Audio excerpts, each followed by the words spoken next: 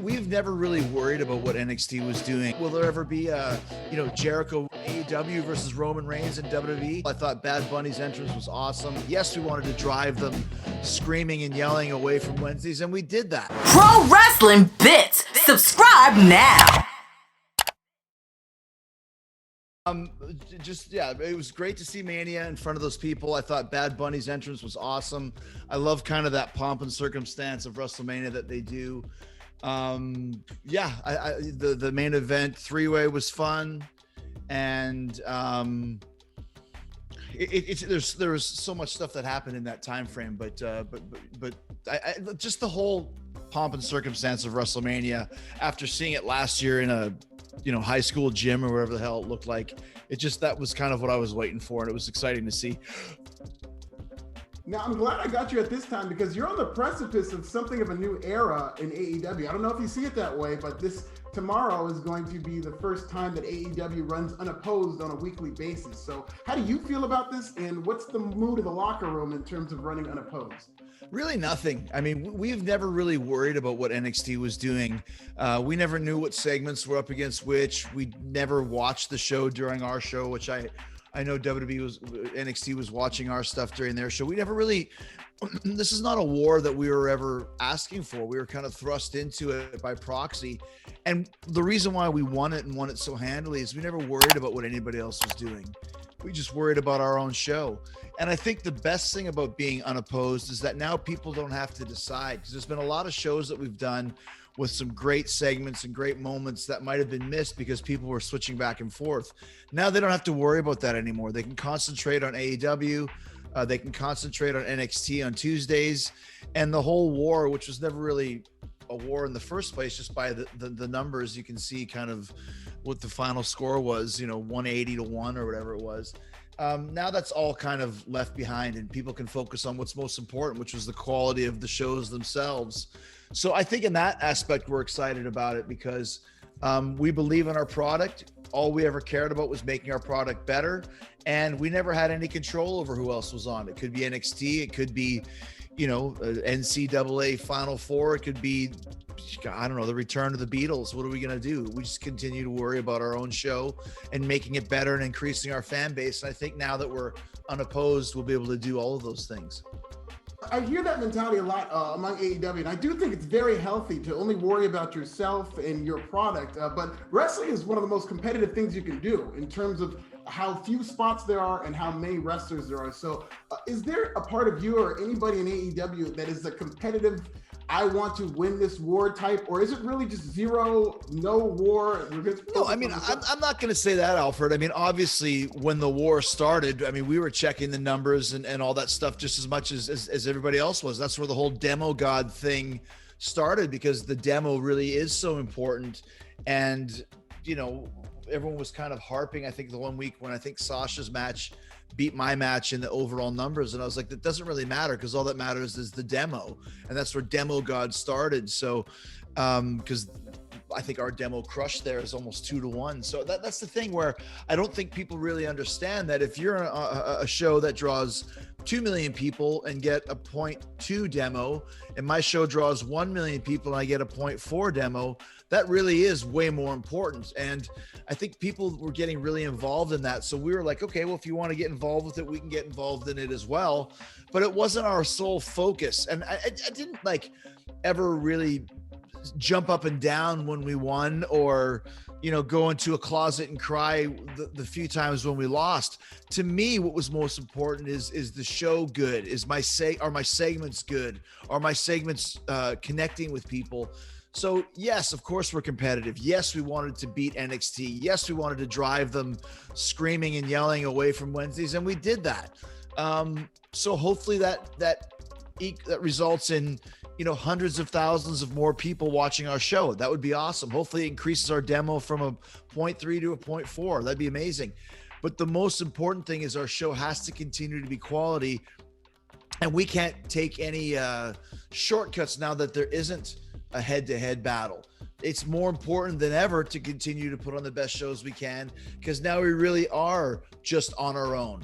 And any kind of excuses that you might have had, well, it would have done better if if NXT wasn't on, or if that segment was, all that's gone. So now we really see what we have to deal with.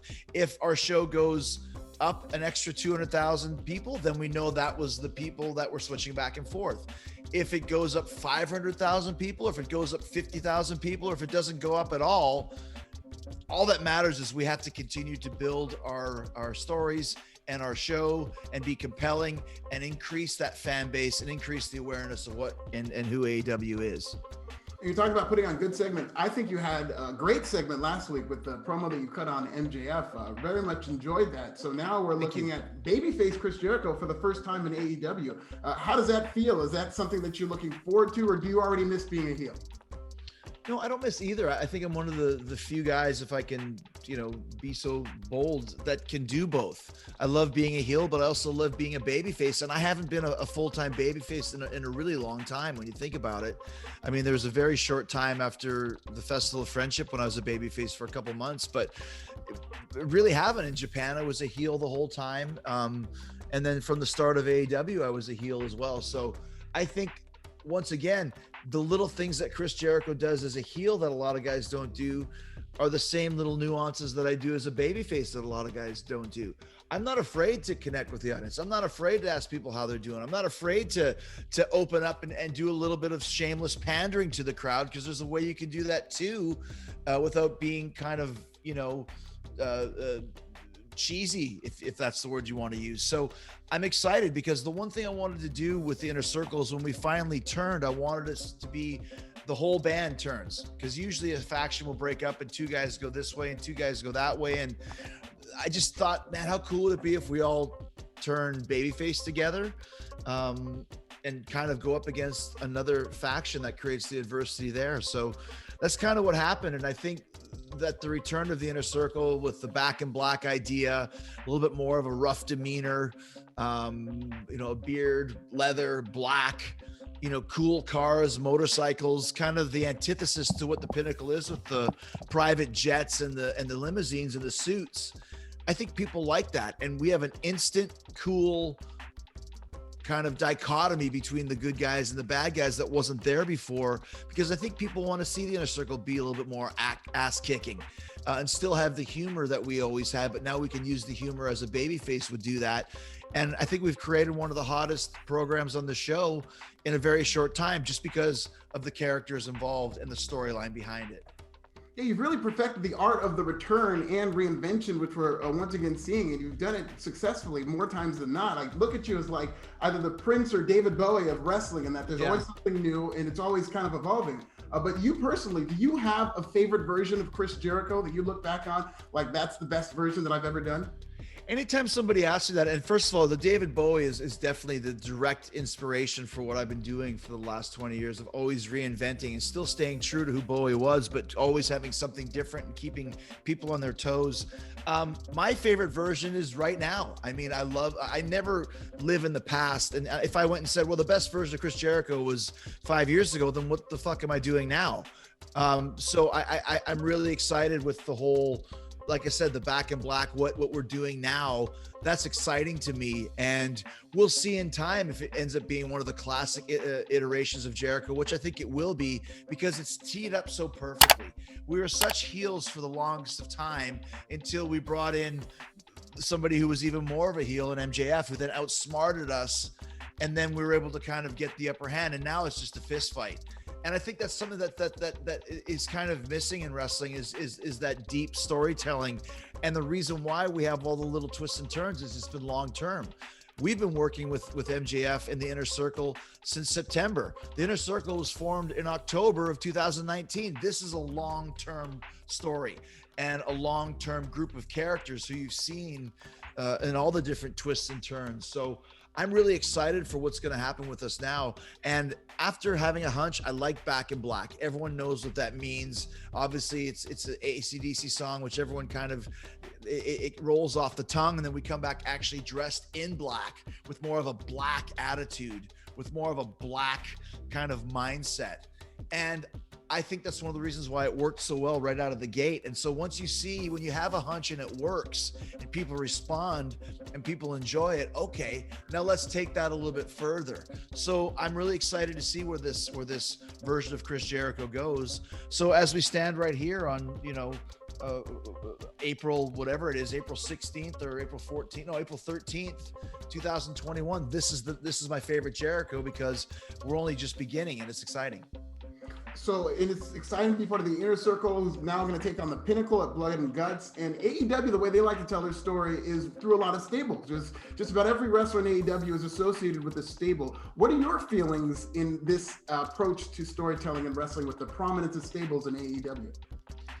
Well, I mean,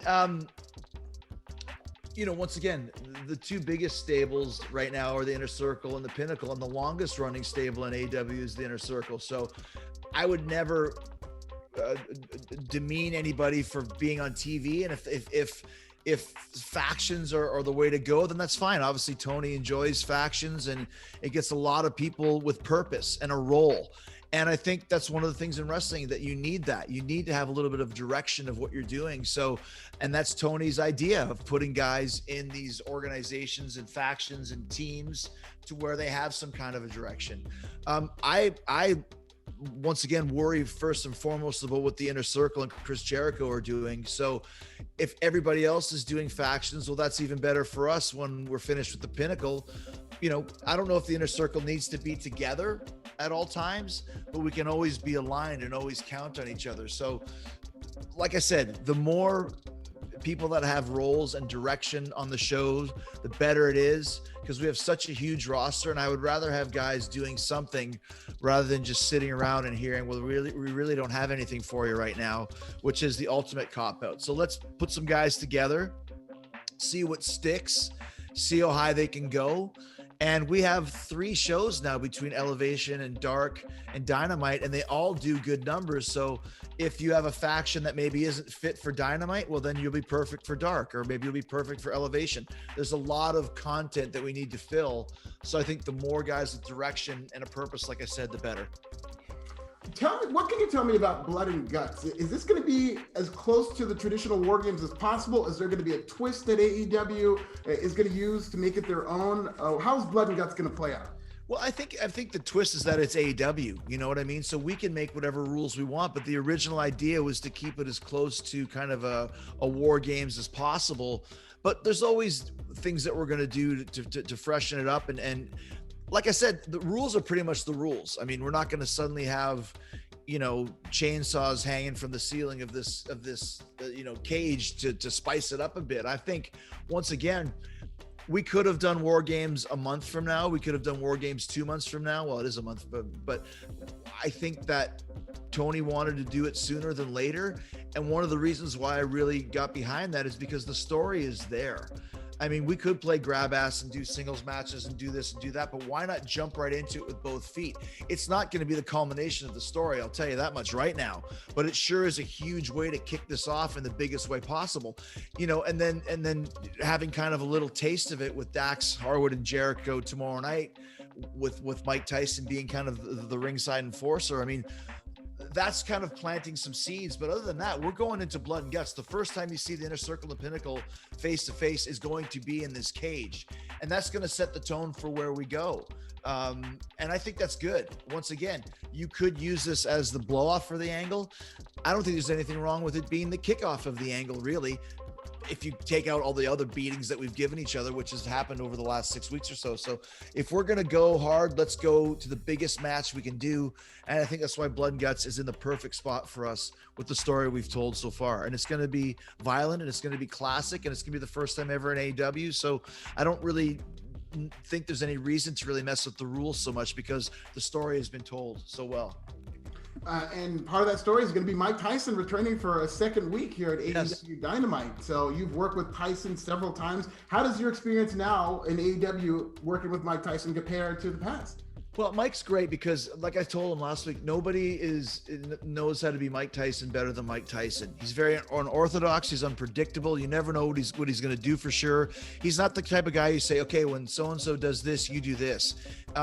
He's not trained as a wrestler. He's trained as the baddest man on the planet, and he's going to react with those instincts. And that's one thing I've known and learned about working with Mike for the last 10 years is you never know for sure what he's going to do. He loves AEW. He loves wrestling. He respects everything, but he's also Mike Tyson. So we thought once he became available, what's the best way to enhance our storyline? Obviously he needs to do something with Jericho because we've been doing so much back and forth, but the last time he was there in May, he was I was a bad guy, he was a good guy. Now we're both good guys, so how do you work the story? And we thought a really cool, we have him for 2 weeks, let's do a 2-part kind of mini story that explains everything and adds to this whole angle of the Inner Circle and the Pinnacle. And I think what happens tomorrow night, people are going to really enjoy and appreciate. I know that Dax and I are going to beat the shit out of each other as it is because the story's already been told. You know, arm drags and exchanging holds were far beyond that at this point. And I just think throwing Mike Tyson in there, there's a pretty good chance someone's going to get knocked out. And it might be from Mike or it might be from Jericho. It might be from Dax Harwood. I don't know. But I do know that it's going to be a great next step to this story we're telling, and having Mike Tyson involved just makes it so much more legit and gives a huge rub to everybody that's on TV with him because he's Mike Tyson. It doesn't get any bigger than that. He recently appeared on Broken Skull Sessions. It got a lot of people talking due to the AEW WWE implications. Was this a one-off, or can we expect to see more of these crossovers? What are the chances Tony Khan appears on a Broken Skull Session? That's out of my pay grade, so to speak. I don't know. All I know is that when Steve and I were talking about it, and obviously Steve asked Vince and Vince gave his permission to the surprise of both of us. Then Tony gave his approval as well, and we were off and running. There was really no tampering with the show. There wasn't a lot of editing on the show. I mean, we spoke, you see it's 2 hours and 7 minutes, and I think we were only talking for maybe another 10, 15 minutes more than that. And most of the stuff that was taken out was just from time constraints. There's a great Haku story. There's a great Eddie Guerrero story. Lots of those types of stories, which I think they're going to release as kind of bonus hits online. But it wasn't like there was a big comb going through everything to kind of take out this and take out that. I mean, you can see Steve and I made the decision to start the show talking about AEW. And I think a lot of people were kind of like, oh, Jericho's on, but they'll never talk about AEW. My thing is, why would I ever do it if I couldn't? Why would Steve ever have me on if he couldn't? Why would Vince allow it if we couldn't? The idea was, I think there was a lot of trust between Steve and Chris and Vince and Tony Khan to where all of us knew the other wouldn't, screw around and wouldn't have an agenda. And there really isn't. You saw the show. It was very positive, and lots of props to WWE and lots of props to AEW and Vince and Tony and everyone in between. And I think it was a lot of fun. So will they do more? I mean, from business standpoint, they could, because I know it's already the biggest show on the WWE network besides WrestleMania at this point. It's great for AEW business because it was released on April 11th, and the very next show we have is tomorrow night. As you mentioned, our very first unopposed Dynamite. So I think it's a win-win for everybody. So would Tony Khan be on it? I know Steve would want to do it. I know Tony would want to do it. I guess it just depends on how Vince and the WWE sees. But I know they sold their rights to Peacock for $1 billion. They're going to need some numbers, and Jericho and Steve drew those numbers. So who's to say that there won't be more AEW crossover in the future? For all the commotion people make about this Wednesday Night War, it sounds to me like you would rather work with WWE in a cooperative environment than compete with them. Would that be correct to say? Well, why wouldn't you? It's all wrestling, and I think in the past there's kind of this blood feud between AEW and WWE, and there's always going to be some competition, some rivalry, but I don't think you see anybody that's in the Rolling Stones wanting to kill somebody that's in Guns N' Roses, or they're both in rock and roll, but they're both playing music, and there's room enough for everybody, as we've shown. So will we ever sit down at a campfire and sing Kumbaya on pay-per-view? Probably not. Will there ever be Jericho from AEW versus Roman Reigns in WWE? I would probably highly doubt it, but I don't see any reason why you can't have guys on to tell some stories. Steve's kind of a neutral ground guy anyways. So Do I ever see an AEW versus WWE feud? I highly doubt it, but I don't see any reason why you can't acknowledge each other's existence and tell some great stories. I mean, I think the fans really benefited from Broken Skull sessions with Jericho and Steve because the storytelling was so great. And that's just a good thing. And it's good for wrestling, like I said on Steve's show. It goes beyond what company are you working for. It goes into, we love wrestling, we appreciate wrestling, and we respect wrestling. So let's take it all across the board to whatever company you're into. Why don't we just talk about it and have some fun together? So maybe that'll happen, maybe it won't, but no matter what, it did happen once because of Steve Austin and Chris Jericho, and that's a good place to be. Final question, and thank you so much for your time. This has been incredible. No problem, bud. We talked about your reinvention, how much you like to try things new. Do you see yourself finishing your career with AEW?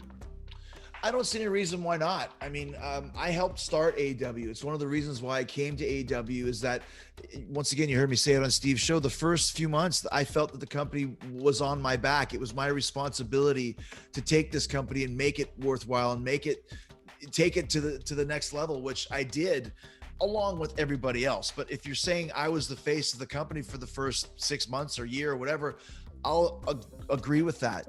So the success of AEW is tied in with the success of Chris Jericho. So I don't see any reason with the creative freedom that I have and the creative expression that I have, the relationship I have with Tony Khan. I have a great relationship with Vince McMahon. My relationship with Tony Khan is a different one. Tony's still my boss as much as Vince was, but there's a different dichotomy there. And I enjoy it. I get a chance to really just be me, but also be me at the highest, most unhinged, untethered level. And that's exciting to me. So who knows where we'll be in the next year, 2 years, 3 years. But for right now, there's no reason for me to go back to WWE because I've done everything there. And like I said, I still feel deep down inside I'd be putting somebody on the list and working second on WrestleMania. Maybe not, but why would I even want to take the chance when I can be Le Champion and the Demo God and the leader of the Inner Circle squad at the top of AEW? Absolutely. Chris Jericho, thank you so much for the time. I really appreciate that interview, and good luck in your match against the Pinnacle. I'll definitely be watching, man. Thanks, man. I read your review of Dynamite every week. It's always fun to read. So. Oh, that means the world to me, man. Thank you. I never expected to hear that. I did. Yeah, I do, man. I even got the app. No, not the app. I still I Google it. So there you go. That sounds good, man. Thank you so much. All right, Alfred. Take care, buddy.